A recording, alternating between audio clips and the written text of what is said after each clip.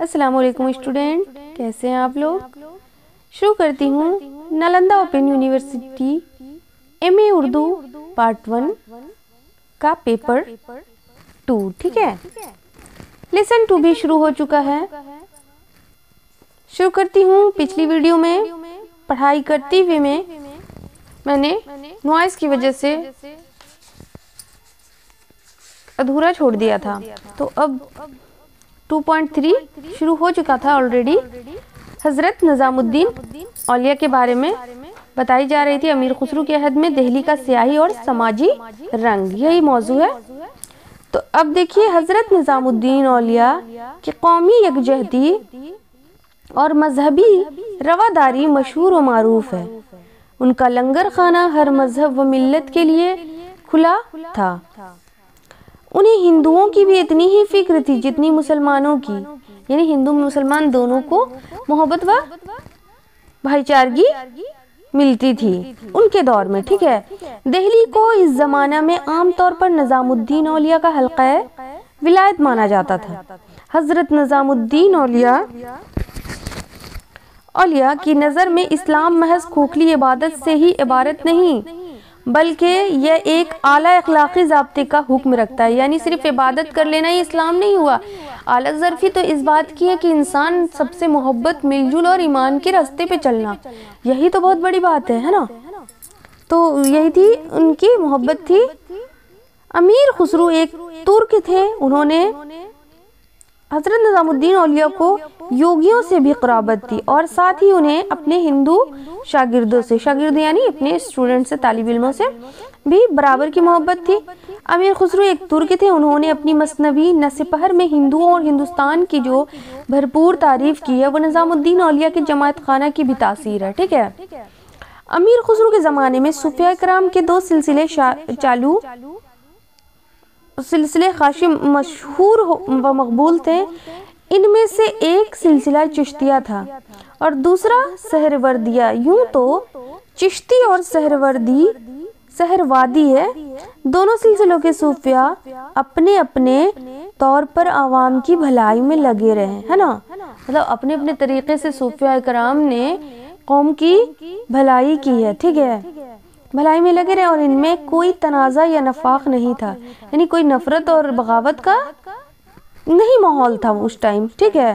اگرچہ بادشاہ قطب الدین مبارک نے دونوں کے درمیان اختلاف پیدا کرنے کی کوشش کی، مگر کامیاب نہیں ہوا۔ چشتیہ سلسلے کے کچھ صوفیاء کرام بہت پڑھے لکھے تھے، مگر انہوں نے تصنیف و تالیف کی جانب کوئی خاص توجہ نہیں دی۔ قاضی حمید الدین ناگوری سہروردیہ سلسلہ کے بزرگ تھے۔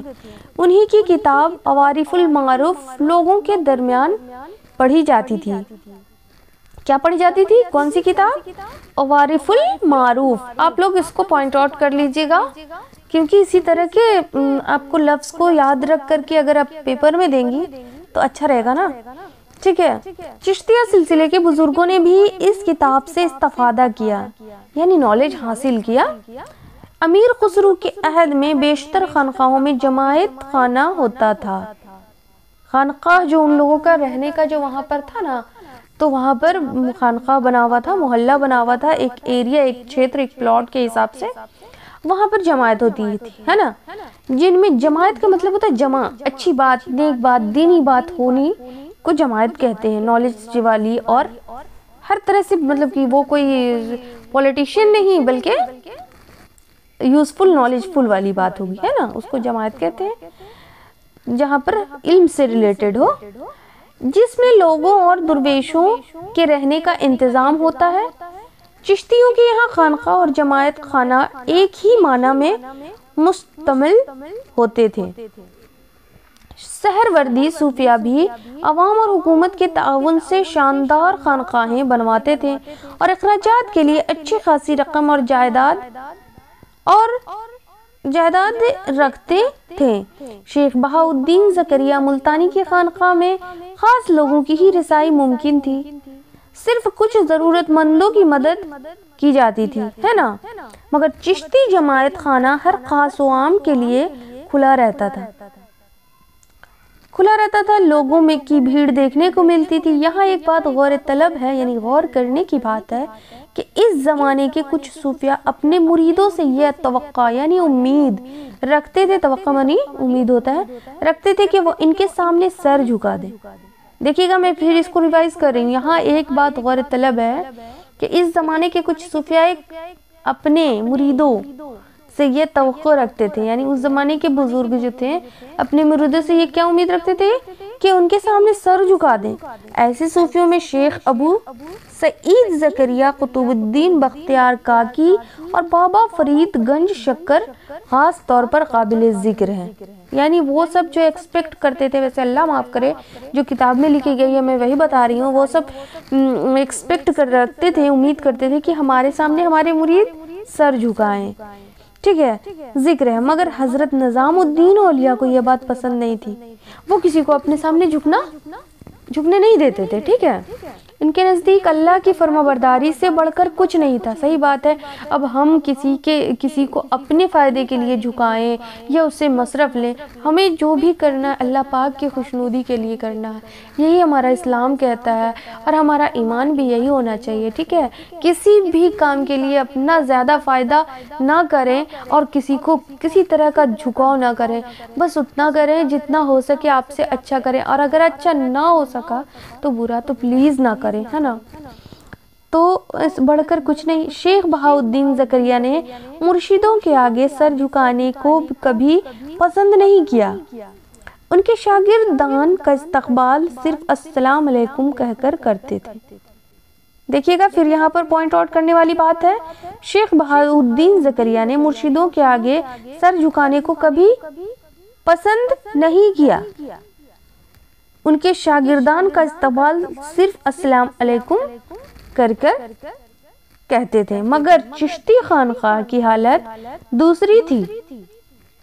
یہاں حکم تھا کہ پہلے مرشد کے پاؤں چومو پھر عبادت کرو۔ یہ تو میرے خیال سے تو یہ بالکل غلط ہے، اب آپ لوگ کامنٹ میں بتائیے گا اسٹوڈنٹ کیا صحیح ہے کیا غلط ہے۔ آپ لوگ بھی اب تو میچیورڈ ہیں، ہر چیز کو اونچ نیچ کو سمجھنے والے ہیں۔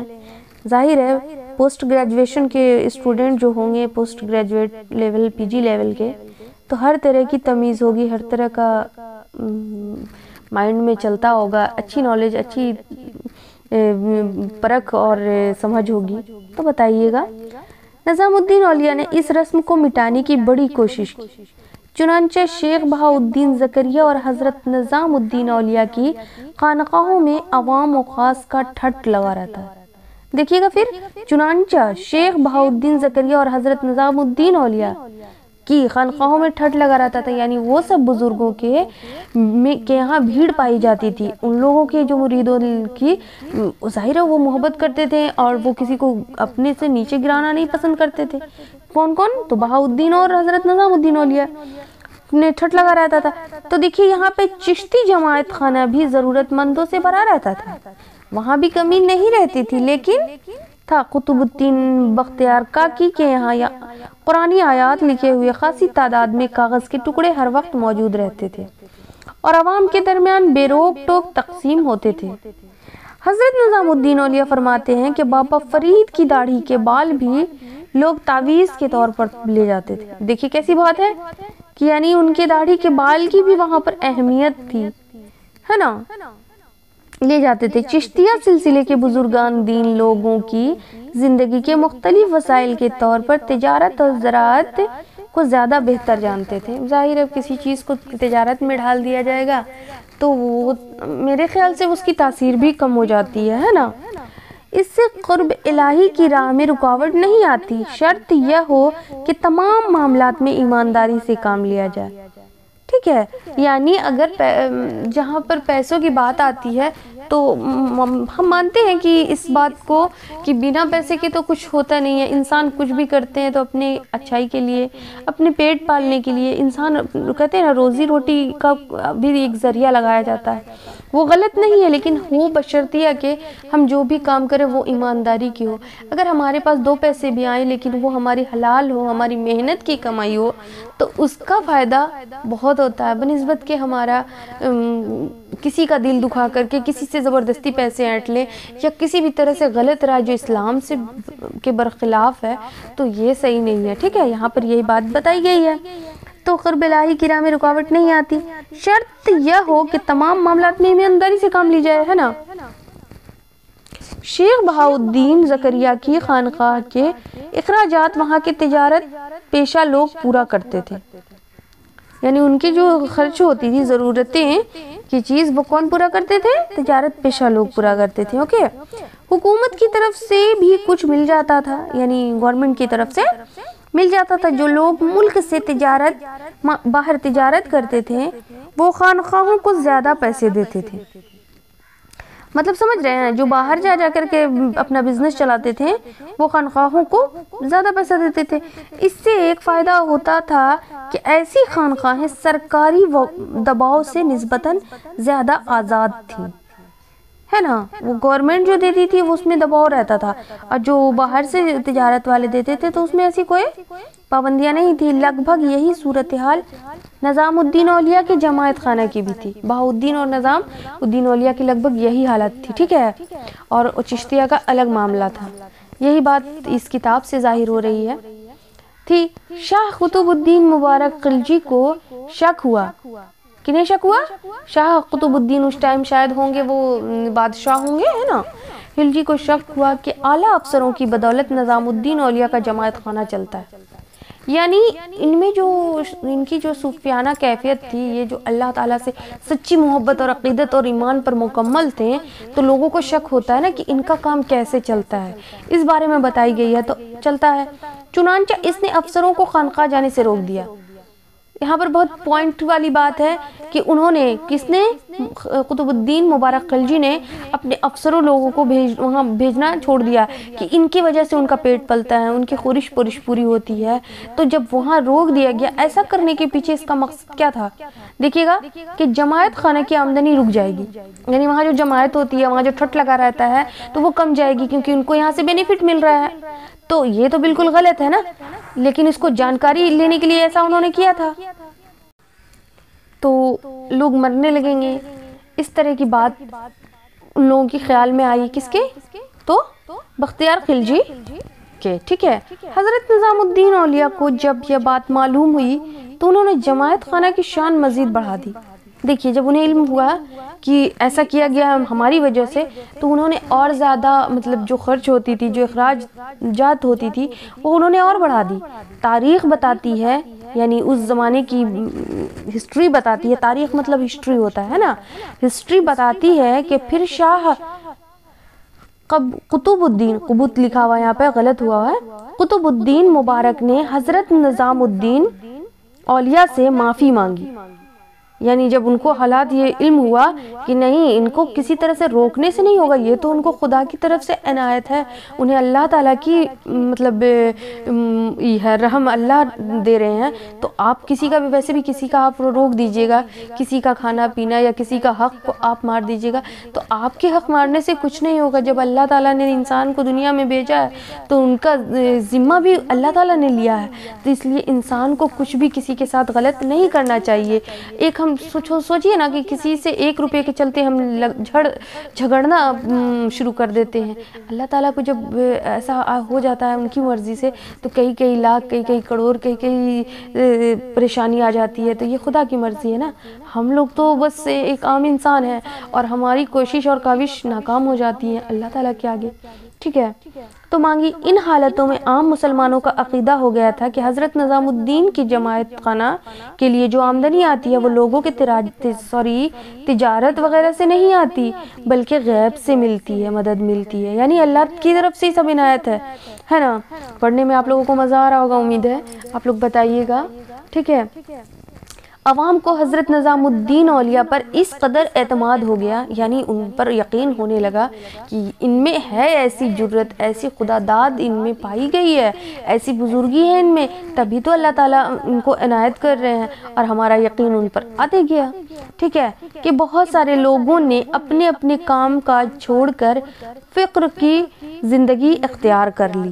سمجھ رہے ہیں نا، ان پر یقین کرنے کے لیے کی وجہ سے بہت سارے لوگ درویشی اختیار کر لیے۔ مگر حضرت نظام الدین اولیاء سرکاری افسروں کو سمجھاتے تھے کہ تم جس قدر عوام کی خدمت کرو گے تمہاری ملازمت اسی قدر پاک صاف سمجھی جائے گی، لہٰذا اپنی ڈیوٹی مت چھوڑو۔ یعنی عوام کی خدمت کرو یہ تو صحیح ہے، لیکن اب جو آپ کی ڈیوٹی ہے وہ تو کریے، اسے مت چھوڑیے۔ اب سب بزرگی لے لیں گے تو سب کا تھوڑی چلے گا، سب کی اتنی یہ تھوڑی ہے، مت چھوڑو اور ملازمت میں رہ کر لوگوں کے کام آتے رہو۔ اس بات کی خوبصورت مثال بابا فرید گنج شکر پیش کر چکے تھے، اور ان کا بیٹا بلبن کی فوج میں ملازم تھا۔ کن کا بیٹا؟ بابا فرید گنج شکر کا۔ تو حضرت نظام الدین اولیاء کے بھی کچھ شاگرد سرکاری عہدوں پر فائز تھے، یعنی وہ سب بھی تھے سرکاری عہدوں پر، یعنی جاب کرتے تھے، نوکری کرتے تھے۔ خود امیر خسرو اس بات کی زندہ مثال ہے، وہ اپنے پیر و مرشد کے مشورے پر مختلف بادشاہوں کے درباروں میں ملازمت کی، یعنی الگ الگ حکومت میں لوگوں نے نوکری کی، صرف حضرت نظام الدین اولیاء نے کبھی سرکاری ملازمت نہیں کی، یعنی وہ سرکاری نوکری کو نہیں اپنایا، وہ سوائے خدا کے کسی کے احسان مند نہیں ہونا چاہتے تھے، یعنی ان کا کہنا تھا کہ بس میں خدا سے مانگوں گا اور خدا ہی مجھے عنایت کریں گے، بلکہ کسی بھی انسان سے میں مدد نہیں لوں گا۔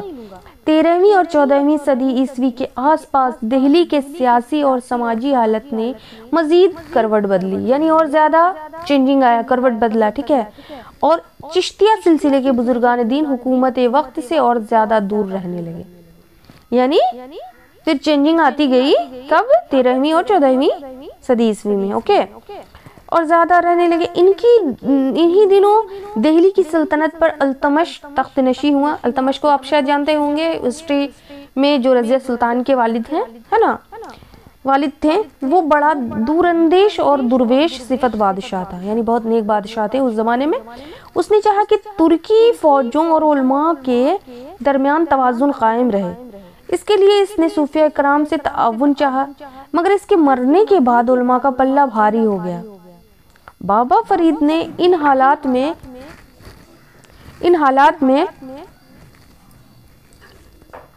حکومت کی کوئی مدد نہیں کی۔ انہوں نے اپنے شاگردوں کے دل میں یہ بات اتار دی کہ کسی بھی صورت میں زمین یا جائیداد قبول نہ کی جائے، اور خلفاء کے لیے یہ شرط لازمی ہو گئی کہ وہ سرکار سے بالکل تعلق نہ رکھیں، ٹھیک ہے۔ شیخ نظام الدین اولیاء نے علاء الدین خلجی کو مطلع کر دیا تھا، یعنی خبر کر دی، اطلاع دی کہ وہ حکومت کے معاملات سے کوئی تعلق نہیں رکھتے۔ کس نے کیا تھا؟ حضرت نظام الدین اولیاء نے علاء الدین خلجی کو، ٹھیک ہے، کر دیا تھا۔ دور ہی سے بادشاہ کوئی تعلق نہیں رکھتے، مگر دور ہی سے بادشاہ اور عوام کے حق میں دعا کرتے رہیں گے۔ ہم نے مطلب اس سے کوئی تعلق نہیں رکھنا ہے، لیکن ان کے لیے برا تو نہیں چاہنا ہے نا، اللہ تعالیٰ ان کو ترقی دے، ان کے لیے بھلائی ہے، اتنے بڑے بزرگ تھے تو وہ دعا کرتے تھے، ہے نا، وہ اللہ تعالیٰ سے ان کو سچی عقیدت تھی، تب کہ ثابت ہوا نا، تب بھی آج ان کا نام ہمارے سامنے پیش ہو رہا ہے، ہمارے سامنے بزرگان دین کا بہت ہی زیادہ اہمیت ہے نا۔ تو یہی باتیں تھیں، آپ لوگوں کو امید ہے سمجھ میں آ گیا ہوگا۔ اب 2.4 اس بار میں شروع نہیں کروں گی، کیونکہ جو ویڈیو ہے نا بہت زیادہ لیندی ہو جاتا ہے، بہت زیادہ لمبا ہو جاتا ہے، بچے کیا کریں گے کہ اسے اسکپ کر دیں گے، اور اسکپ کرنے کے بعد تو پھر سمجھ میں نہیں آئے گا نا۔ تھوڑا تھوڑا پڑھیے لیکن سمجھ کے پڑھیے، کیونکہ پوائنٹ آؤٹ آپ کو پوری کتاب ایک بار نہیں آتا ہے، آپ کو آئے گا تھوڑا تھوڑا کوسچن، آپ کو اپنی زبان میں لکھنا ہے، تو ٹینشن کی تو کوئی بات ہی نہیں ہے۔ جس طرح سے میں زبان بول رہی ہوں اس کو آپ فالو کریے اور ایگزام دیجیے۔ اور یہ ایک بات اور بتانا چاہتی ہوں کہ صرف خاصا خصوصاً نالندہ اوپن یونیورسٹی کے ہی لیے نہیں بینیفیشیل ہے، اور بھی ادر یونیورسٹی سے جو ہے ریلیٹڈ ان کے لیے بھی بہت ہی کارآمد ویڈیو ہے۔ آپ لوگ سب اس کو دیکھیے اور پڑھیے۔ یہ اردو ہے، میں تو کوئی بھی کہیں بھی اردو کا پرچہ دیکھتی ہوں اور بس پڑھنا شروع کر دیتی ہوں، تاکہ میرے لیے کام اچھا، مطلب میرے لیے فائدہ ہو جاتا ہے۔ اگر میں کوئی ایگزام دینے جاتی ہوں تو مجھے اس کا اگر کوسچن آ جاتا ہے ایزی ایزی وے میں ایگزام دیتی ہوں، اور کوئی اگر سوال پوچھ لیتا ہے، کیا بتاؤں میں، میری خود کی شادی ہوئی تھی نا، تو میرے ہسبینڈ کے فرینڈ مجھ سے ملنے آئے تھے، تو وہ میری کوالیفیکیشن پوچھے، اور پوچھنے کے بعد بولتے ہیں، میں نے کہا اردو میں ایم اے کیا ہے میں نے، تو انہوں نے بولا کہ امیر خسرو کے اشعار دو سنا دیجئے۔ مجھے سنانا پڑا اور میں سنا دی، تاکہ مجھے علم تھا تبھی نہ سنایا، اگر نہیں علم تھا رہا تھا تو نہیں سنا پاتی۔ تو اس لیے جانکاری ضروری ہے، کہیں پر بھی کوئی سوال کر دیتے ہیں، اور اگر آپ لوگ اپنے کام کے لیے، اپنے جاب کے لیے، اپنی تعلیم کو بانٹنے کے لیے کر رہے ہیں تو بالکل ایمانداری سے کیجیے گا۔ ملتے ہیں نیکسٹ ویڈیو میں، اللہ حافظ۔